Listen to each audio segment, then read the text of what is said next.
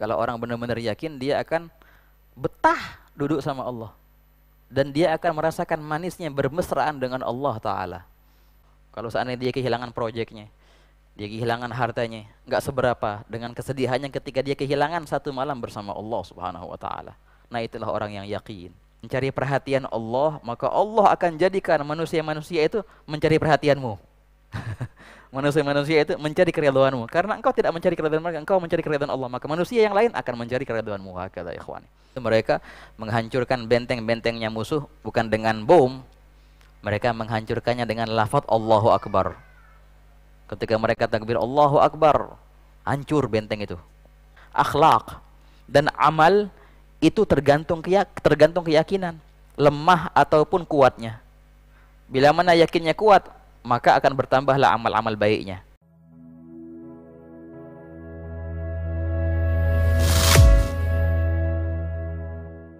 Nah, inilah samarah, buah daripada keyakinan. Kemudian wal iqbalu bikunhil himmati 'ala Allah. Orang yang yakin itu dia senantiasa semangat. Wahakala, dengan keseluruhannya, jiwa raganya benar-benar semangat untuk sampai kepada Allah. Iqbal, maju kepada Allah Ta'ala. Pengen dia dekat kepada Allah. Itu buah daripada keyakinannya, ikhwan. Pengen dekat sama Allah terus. Mencari waktu yang bisa dia berduaan dengan Allah terus. Nah, itu tanda orang yang kuat keyakinannya. Wahakala, senantiasa dia merindu. Senantiasa dia merindu kapan datangnya sepertiga malam terakhir. Itu orang yang kuat keyakinannya. Merindu, menunggu waktu munajah, menunggu waktu ibtihal, itu dengan penuh kerinduan. Ya. Nah, itu tuh orang yang kuat keyakinannya. Kalau seandainya dia tertidur lelap dan sudah pasang beker, pasang ini, pasang itu, nggak kebablasan tidurnya. Itu pas pagi harinya, ikhwan, dia sholat subuh berjamaah dengan penuh kesedihan. Semalam nggak sempat untuk munajat sama Allah Ta'ala. Itu sumpahnya luar biasa. Ini tuh orang yang yakin kayak gitu. Allahumma ja'alna minhum, ikhwan. Luar biasa. Kalau orang benar-benar yakin, dia akan betah duduk sama Allah. Dan dia akan merasakan manisnya bermesraan dengan Allah Ta'ala. La ilaha illallah. Indah, ikhwan, ya. Orang yang seperti itu tuh indah banget. Allah Ta'ala dekat dengan dia dan dia dekat dengan Allah Ta'ala. Dia enggak lagi sedih bila mana kehilangan dunia, tapi dia sangat sedih bila mana kehilangan malam bersama dengan Allah. Itu bagi dia itu bala yang besar itu. Kalau seandainya dia kehilangan proyeknya, dia kehilangan hartanya, enggak seberapa dengan kesedihannya ketika dia kehilangan satu malam bersama Allah Subhanahu wa Ta'ala. Nah, itulah orang yang yakin. Allahumma ja'alna minhum. Wa tarku ma min sya'nihi an yushghila 'anillahi ta'ala. Dan juga orang yakin senantiasa dia meninggalkan apa-apa yang bisa menyibukkannya dari Allah. Nah, ini juga sama, ikhwan. Setiap perihal yang bisa membuatnya lalai, yang bisa membuatnya terlena, yang bisa membuatnya lupa, dia jauh-jauhin itu. Oh, ini bahaya, ini bahaya. Walaupun itu apa? Walaupun apa itu, ikhwan. Kan subhanallah, kan beberapa guru-guru kita di sana, kan, demi untuk bangun malam itu jam 3 dia harus tidur cepat, tidur dini. Kalau enggak bisa kebablasan dia. Jadi setiap yang ada kegiatan di atas jam 10 dia langsung pulang, minta maaf, saya harus tidur sekarang. Aku ngeri kalau begadang jam 11, jam 12, jam 1, akhirnya kebablasan nih, akhirnya ngilang qiyamul lailnya. Enggak mau. Bahkan sebagian dari mereka enggak mau terima tamu kalau habis isya. Ngapain habis isya? Langsung tidur. Bangun jam 2 antara. Bangun jam 3 untuk bermesraan dengan Allah Ta'ala. Nah, apa aja yang bisa mengganggu kemesraannya dengan Allah, dia jauh-jauhin itu, ikhwani. Walaupun seandainya dia punya proyek di siang harinya, dia punya kerjaan, sama sekali nggak membuatnya terlena itu, ikhwan. Tetap dalam kerjanya dia berzikir, sambil nunggu orang dia baca Quran, ya kan? Sambil nunggu orang dia baca hadis. Wah, ketika dalam meeting pun, meeting itu enggak membuatnya ghaflah, enggak membuatnya lalai. Dan dia niatkan semua yang dia lakukan itu di siang hari, semua ini demi mendekatkan aku kepada Allah. Dan dia tekuni semua pekerjaannya karena Allah mencintai orang yang menekuni pekerjaannya. Pekerjaan apapun itu. Jadi aku tekuni, datang tepat waktu, on time, dan proyeknya semua lancar. Apa yang diminta dia lakukan. Bukan karena pengen cari nama, bukan, tapi cari muka kepada Allah. bukan cari muka untuk manusia. Sama sekali, buat apaan kita cari muka untuk manusia, ikhwan? Hari ini engkau cari muka kepada mereka, engkau bagus mukamu, besok jatuh mukamu. Itu pasti, ikhwan. Dalam hadis dikatakan barang siapa yang mencari keridhaan manusia dengan kemurkaan Allah, maka Allah akan jadikan manusia yang ridha itu entar lagi akan murka pula kepadanya. Wah, kata ikhwan.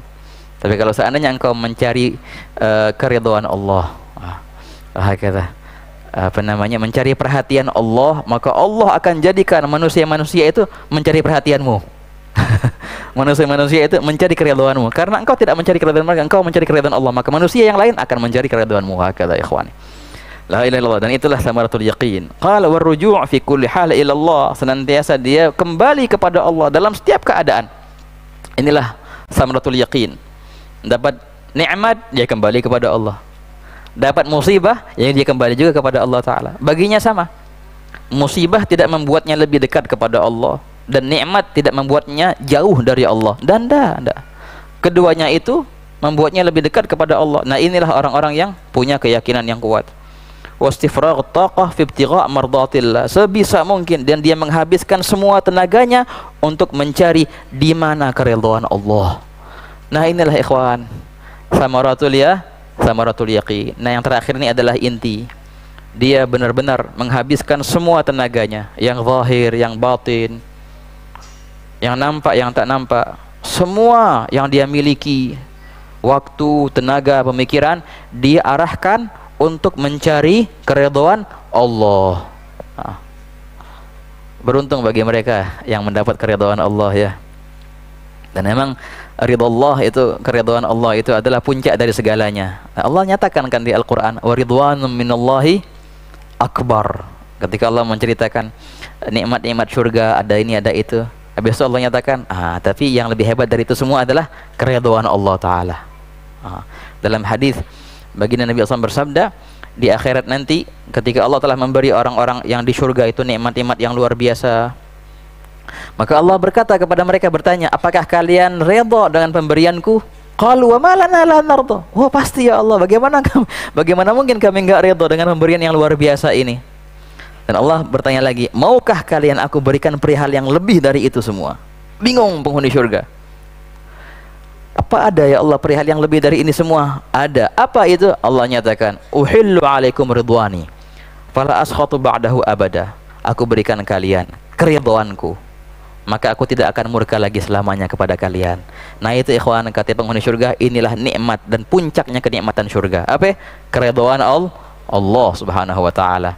Nah, kalau kita mau mencari keridhaan Allah di surga sana, maka carilah keridhaannya di dunia ini. Wah, kata di mana itu ada keridhaan Allah Ta'ala. Nah, kata dalam beberapa riwayat, kalau orang mau mencari keridhaan Allah, engkau mau mendapatkan ridho darinya, maka mulailah engkau ridho kepadanya dulu. Engkau dulu yang ridho kepadanya, maka dia akan ridho kepadamu. Kau ridho kepadanya, maksudnya apa? Ridho terhadap takdirnya, ridho terhadap ketentuannya, ridho terhadap pemberiannya, ridho apa yang datang dari Allah itu nikmat, ikhwan. Nikmat yang datang dari Allah Ta'ala. Kalau engkau ridho seperti ini, maka Allah pula akan membalasmu dengan ridhonya. Ya Allah ridha wal afu amma ghadamallah. Dalam hadis baginda bersabda, dzaqat fi ma rawahu Muslim, hadza fi sahih, dzaqat ta'mal imani man radiya billahi rabba wa bil islami dina wa bi Muhammadin nabiyya. Sungguh telah mencicipi rasa iman. Jadi iman itu ada rasa, bukan cuma keyakinan di hati, ada rasa, ada rasanya gitu, manis. Jadi kadang-kadang perihal yang batiniyah itu, yang berupa rohaniyah itu, kadang-kadang bisa meluap sampai masuk ke alam jasmani, ikhwan. Jadi iman itu bisa dirasakan manis. Nah, perihal yang kayak gini nih nanti di akhir zaman sangatlah jelas. Kan kita baca ketika Nabi Isa alaihissalam dengan kaum muslimin, mereka naik ke atas gunung menghindari dari apa namanya itu, Ya'juj sama Ma'juj. Ketika Nabi Isa dan kaum muslimin di atas gunung sana, mereka kehabisan bekal, akhirnya mereka makan dedaunan, habis juga. Dan akhirnya mereka makan dengan berzikir. Ketika mereka berzikir, kenyang. Berzikir, kenyang. Nah, itu tuh kayak gitu tuh. Perihal alam rohani masuk ke alam jasmani. itu sudah luar biasa. Teman, di antara kedua alam itu ada penghalang, ikhwan. Bila mana penghalangnya tipis, maka bisa tuh dirasakan perihal itu. Sedikit kita menyelesaikan pembahasan ikhwani dalam alinea ini. Tadi dzaqa ta'mal iman, sungguh telah mencicipi rasanya iman. Siapa? Man radiya billahi rabba, orang yang ridha Allah sebagai Tuhannya, wabil islami dina, Islam sebagai agamanya, Nabi Muhammad dan Nabiya, dan Nabi Muhammad sebagai nabinya. Ya, ridha kepada Allah sebagai Tuhan artinya ridha terhadap ketentuannya, takdirnya, wahakadha ikhwan, rezekinya, semuanya itu. Baru tuh orang akan mencicipi manisnya Allahumma adziqna halawatal iman, amin ya rabbal alamin. Nah, kayak itu tadi kan apa kita bilang tadi, ketika ada ketika penghalang antara alam ruhi dan alam jasmani menipis, baru tuh si jisim bisa menerima efek dari ruh tadi. Banyak di antara kalangan ulama itu katanya, ini makannya sebulan sekali. Wah, nggak mati, makan sebulan sekali, gimana ceritanya? Paling minum aja itu. Ini sangat bertentangan dengan medis nih. Bahkan dalam beberapa managibnya ulama, Imam Idrus Al-Akbar itu beliau khalwat selama 8 tahun. Selama 8 tahun itu berpuasa kebanyakan harinya, dan buka puasa bukan makan korma, cuma mengecup biji korma. Biji korma itu dikecup sama air setengah gelas. 8 tahun kayak gitu. Keluar dari khalwatnya gemuk, ikhwan. Nah, kok bisa gitu? Nah, itu tadi. Ini kan akan terjadi di akhir zaman. Prajuritnya Nabi Isa, prajuritnya Imam Mahdi kayak gitu. Keyakinan mereka luar biasa kuat, sehingga efek dari ruh mereka mengefek juga ke jismani mereka, ikhwan.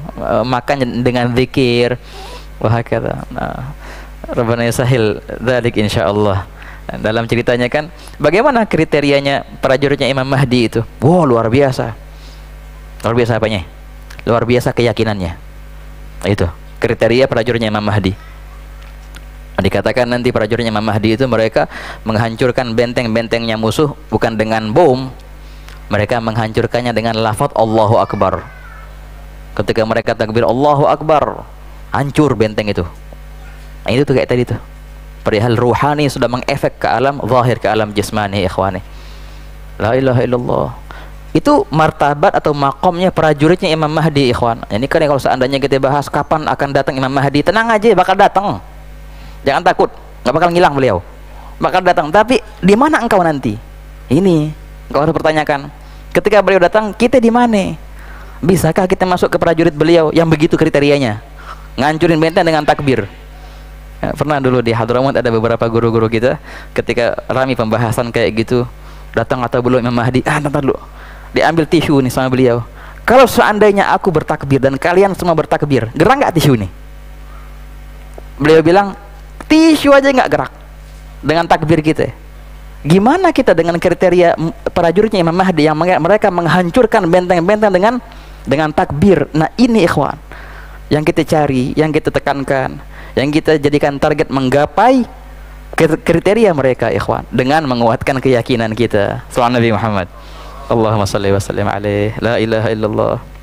Nah, sebagai jumlah, sebagai apa namanya, secara garis besarnya, wa alal jumlati falyaqinu aslul iman, keyakinan itu adalah asal dan asasnya iman. Wasairul maqamati syarifati wal akhlaqil mahmudati wal a'mali salihati min furu'ihi wa thamarati. Semua maqamat syarifah, semua makam-makam yang tinggi, yang mulia-mulia, derajat-derajat yang tinggi itu, dan semua akhlak yang mulia, yang indah, dan semua amal-amal yang soleh, semua itu adalah cabang daripada keyakinan dan buah daripada keyakinan. Wal akhlaq wal a'malu tabi'atun lil yaqini quwwatan wa dha'fa. Berarti akhlak dan amal itu tergantung keyakinan, lemah ataupun kuatnya. Bila mana yakinnya kuat, maka akan bertambahlah amal-amal baiknya, akan bertambahlah akhlak-akhlak indahnya. Juga sebaliknya, bila mana keyakinannya melemah, maka akan berkurang juga semuanya itu. Wasihatan wasuqma, bila mana keyakinannya sehat, maka semua amalnya sehat semua. Bila mana keyakinannya sakit, maka semua akan sakit, semua amal-amalnya. Qala Luqmanu alaihi salam, berkata Sayyidina Luqman al-Hakim, la yustata'ul amalu illa bil yaqin wa la ya'malul 'abdu illa biqadri yaqinih. Hadza 'azim. Tidaklah mungkin seorang itu beramal kecuali dengan keyakinan. Dan amal seorang hamba itu takarannya seberapa besar yakinnya. Nah itu, begitu kata beliau itu. Wala yuqassiru 'amilun hatta yanqusa yaqinuhu. Dan tidaklah seorang itu lalai daripada suatu amal kecuali karena pasti ada kecacatan dalam keyakinannya. Walihada qala Rasulullah sallallahu alaihi wasallam, sebagai penutup di sini. Oleh karena itu baginda bersabda dalam hadis, al-yaqinul imanu kulluh. Keyakinan adalah keimanan keseluruhannya. Jadi seakan-akan iman itu adalah yakin. Loh, gimana tuh amal-amal yang lain? Salat, puasa, zakat, haji, semua adalah buah dari yakin ini. Dari yakin sama dengan iman. Baru entar iman sama dengan yakin. Baru entar dari yakin bercambang ke amal-amal yang lain. Wah kata al-yaqin al-imanu kulluh. Keyakinan adalah keimanan semuanya, dan keimanan adalah keyakinan semuanya. Teman-teman, hadis yang beliau sebutkan di sini, Imam Al-Bukhari menyebutkan riwayat ini dalam sahihnya, tapi muallaq. Muallaq itu riwayat yang ditaklikkan kepada sahabat. Wah kata muallaq ala Ibn Mas'ud, hakadha min kalam Ibn Mas'ud, tapi qalu anna hadha mimma la yuqal bir-ra'yi. Tapi ikhwan, dalam riwayat yang lain seperti At-Tabrani wa ghairuhu rawa hadha marfu'an. Wa hakadha. Ala kulli hal, walaupun dari segi rafa'nya itu ada sanad yang banyak permasalahannya, apakah ini marfu atau tidak, tapi kalau sanad yang sampai kepada Ibn Mas'ud itu sanad yang sahih. Wa hadha mimma la yuqalu bir-ra'yi. Jadi berarti masuk dalam marfu'un hukman dalam ilmu mustalahnya. Fa hadha fi'lan hadis. Al-yaqinu al-imanu kulluh. Keyakinan adalah keimanan keseluruhannya. Nah, mungkin sekian pembahasan kita pada saat ini. Yang kita bahas adalah samarah, buah atau hasil daripada keyakinan. Dan insyaallah tinggal satu pembahasan lagi kita akan bahas pada pertemuan akan datang, Rabbana yatul umur, pembahasan derajat-derajat keyakinan. Nah, juga pastilah yakin itu punya derajat-derajat ikhwan. Yang sempat kita bahas ya, ada ilmul yaqin, dan juga ada ainul yaqin, dan juga ada hakul yaqin. Nah, tapi entar dibahas oleh Imam Haddad dengan pembahasan yang sangatlah detail, membeda antara 3 derajat itu. Wallahu a'lam bisawab. Soal. Boleh kalau ada yang mau bertanya atau ada yang kurang jelas bisa diperjelas tadi, silahkan. Nah. Assalamualaikum warahmatullahi wabarakatuh. Waalaikumsalam. Bismillahirrahmanirrahim. Afwan Habib ingin bertanya.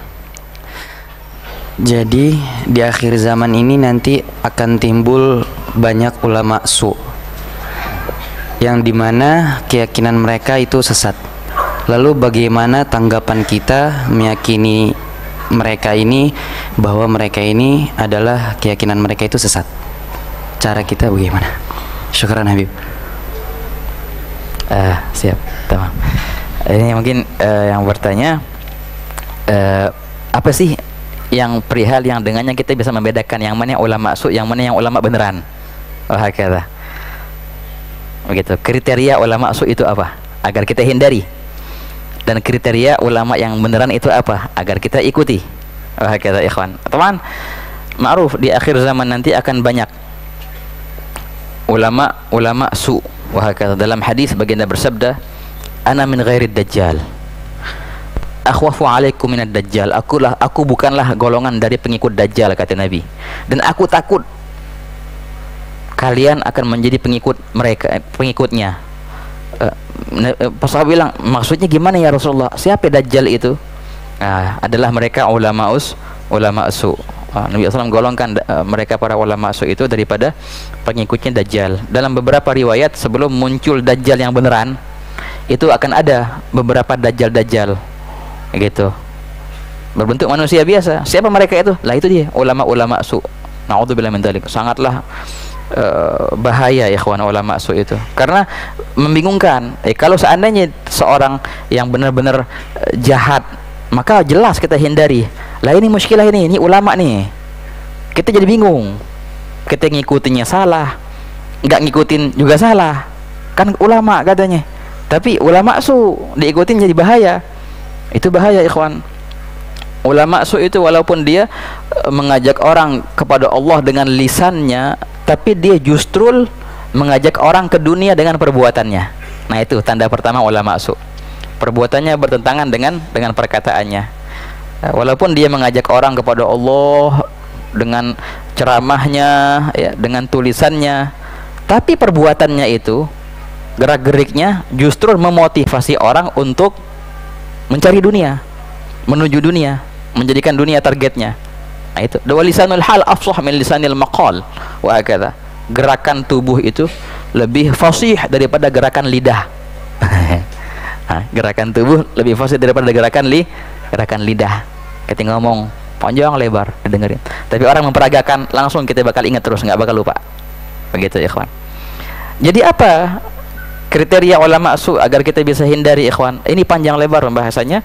Karena Imam Al-Ghazali di dalam Ihya-nya beliau menyebutkan, ya, beliau menyebutkan ada satu bab khusus tanda-tanda ulama akhirat. Jadi satu bab beliau jadikan alamat ulama akhirat, tanda-tanda ulama akhirat. Dan yang jelasnya ikhwan, itu tadi, ulama akhirat adalah ulama yang mengajakmu kepada Allah dengan lisannya dan dengan perbuatannya. Ulama akhirat, ulama yang membukakan matamu untuk engkau melihat keburukanmu sendiri. Sedangkan ulama su adalah mereka yang mengajakmu untuk mencintai dunia dengan kelakuannya, dengan perbuatannya. Menggambarkan itu sangatlah jelas. Ulama su mengajakmu untuk membuka matamu untuk melihat keburukan orang lain, menyibukkan diri dengan keburukan orang lain, dan engkau lupa keburukan dirimu sendiri. Nah, itu ringkasnya perbedaan antara ulama akhirat sama ulama su. Sebagian yang berkata begini, kalau ente mau sangat jelas perbedaannya, gimana tuh pandangannya terhadap kitab-kitab Imam Ghazali? Ada aja. Jadi kitab Imam Ghazali menjadi tolak ukur, karena emang kitabnya Imam Ghazali itu pedes, terutama bagi ulama. Diomelin terus ulama-ulama sama dia. Pedes kitab Imam Ghazali itu ikhwan, dibongkar kedoknya dan mengaku itu luar biasa. Makanya di antara tanda ulama akhirat mereka yang suka baca kitab Imam Ghazali, karena benar membuka keburukan yang terpendam di hati, biar dibenahi. Kata. Sedangkan ulama dunia, ulama su nggak demen baca kitab Imam Ghazali, dikata-katain banyak hadis dhaif. Apa lagi tuh? Oh, itu mah cerita-cerita dongeng-dongeng toh. Gitu. Kenapa? Karena dia diomelin sama Imam Ghazali, nggak demen dia diomelin, dituduh-tuduh. Ayo engkau cinta dunia, engkau cari dunia dengan ilmumu ini. Dia mengingkari itu, makanya dia nggak demen kitab Imam Ghazali. Nah, itu di antara tanda ulama akhirat adalah ulama yang demen sama kitab Imam Ghazali, dan tanda ulama dunia, ulama su adalah ulama yang benci sama kitab-kitab Imam Ghazali atau yang sebangsa seperti itu. Nah, ini mungkin ringkasnya ikhwani. Ya, semoga Allah Ta'ala pertemukan kita dengan ulama-ulama yang benar, yang ulama akhirat. Allah Ta'ala jauhkan kita daripada ulama-ulama su, insyaallah. Amin ya rabbal alamin. Atau lagi, fadhal, silahkan. Assalamualaikum warahmatullahi wabarakatuh. Izin Habibana, mohon penjelasan. Manusia itu dalam kehidupannya kan dikenal sebagai makhluk sosial yang tidak lepas dari pertolongan makhluk di sekitarnya.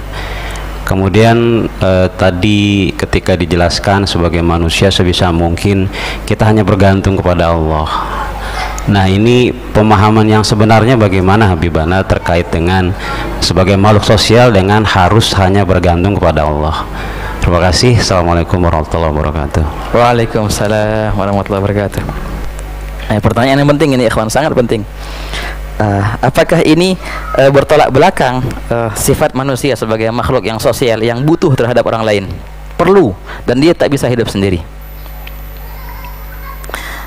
Dan yang kita jelaskan tadi barusan, seorang hamba itu hendaknya lah ia mengandalkan Allah Ta'ala. Ini ikhwan mungkin dari lafaz mungkin ada sedikit perbedaan antara dua ini. Beda antara memerlukan dan mengandalkan. Ya, aku butuh kepadamu, tapi aku tak akan mengandalkanmu, gitu. Untuk mendapatkan rezeki contohnya, aku butuh pekerjaan, maka aku bekerja untuk bisa mendapatkan rezeki itu. Tapi yang aku andalkan bukanlah pekerjaan itu. Kalau pekerjaan itu hilang, tak akan sedih hatiku. Aku akan mencari sebab-musabab yang lain, kedua dan ketiga. Yang aku andalkan hanyalah Allah Subhanahu wa Ta'ala. Nah, ini beda antara dua itu ikhwan. Beda antara andalan dan kebutuhan. Soal Nabi Allahumma shalli. Makan untuk kenyang engkau butuh untuk makan, wahakala. Tapi apakah nggak akan kenyang kecuali dengan makan? Adakah cara lain biar kenyang selain makan? Ada, banyak, wahakala. Untuk menghindari untuk selamat dari api, engkau jauh-jauh dari api. Oke. Tapi apakah ketika kita dalam api kita akan terbakar? Pasti ada kejadian dalam api tapi nggak terbakar. Contoh Nabi Ibrahim alaihissalam. Ada kejadian mereka yang nggak makan tapi kenyang.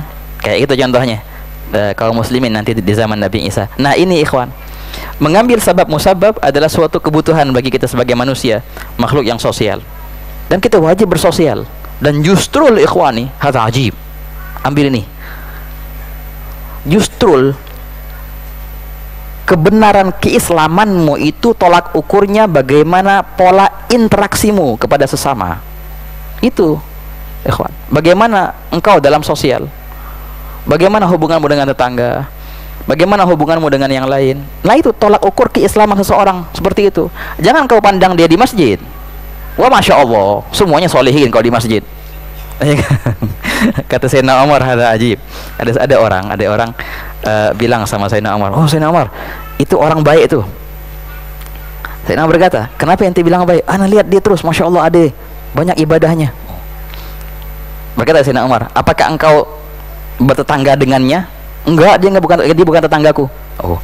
Apakah engkau pernah berpergian dengannya? Enggak pernah juga. Oke. Apakah engkau punya muamalat dengannya? Muamalat maliyah, muamalat dalam perihal harta dengannya? Pernah nggak? Nggak pernah juga. Oh deh, kalau begitu nggak sah tadi vonis dia itu orang baik. Nah, beliau berkata, jangan engkau tertipu dengan kebaikan seseorang di masjid, karena setiap di masjid dia baik semua. Tapi tolak ukur kebaikan itu gimana interaksinya kepada sesama, ikhwan. Kita sebagai manusia, kita perlu untuk berakhlak yang baik kepada sesama, dan kita butuh kepada yang lain. Tapi yang kita andalkan jangan mereka. Oke. Lebih detailnya begini, lebih simpelnya begini, ikhwan. Perbedaan antara orang yang mengandalkan dan tidak mengandalkan. Kedua itu beda. Ada perihal yang kita butuhkan. Kalau seandainya engkau andalkan, bila mana perihal itu gagal, maka timbullah kesetresan, stres, galau, depresi. Nah ini berarti bukan cuma butuh lagi, engkau sudah mengandalkan. Ini bahaya nih, sudah nih. Nah, ketika perihal itu gagal dan tidak jadi, mulai stres. Oh ini berarti sudah melampaui batas sekarang kebutuhannya. Seandainya suatu hari tersendat itu jalan itu, bagaimana keadaanmu? Oh, ada orang depresi sampai gila kadang-kadang. Nah itu berarti sudah bahaya tuh, sudah melampaui batas dari kebutuhan menjadi andalan. Tapi kalau seandainya itu hilang, dia biasa-biasa aja, pasti namanya manusia akan sedih lah, pasti. Wah kata akan sedih. Tapi dia masih tenang, dia masih ada lagi harapan kepada perihal yang lain, kepada Allah Ta'ala. Nah berarti ini masih dalam kategori kebutuhan sahaja, belum melampaui batas sebagai andalan. Oleh karena itu ikhwan, karena Imam Husain ibn Syekh Abu Bakar bin Salim, seorang ulama besar di Hadramut sana, ulama dan juga beliau itu perniaga, kaya raya. Dalam ceritanya itu beliau punya satu lembah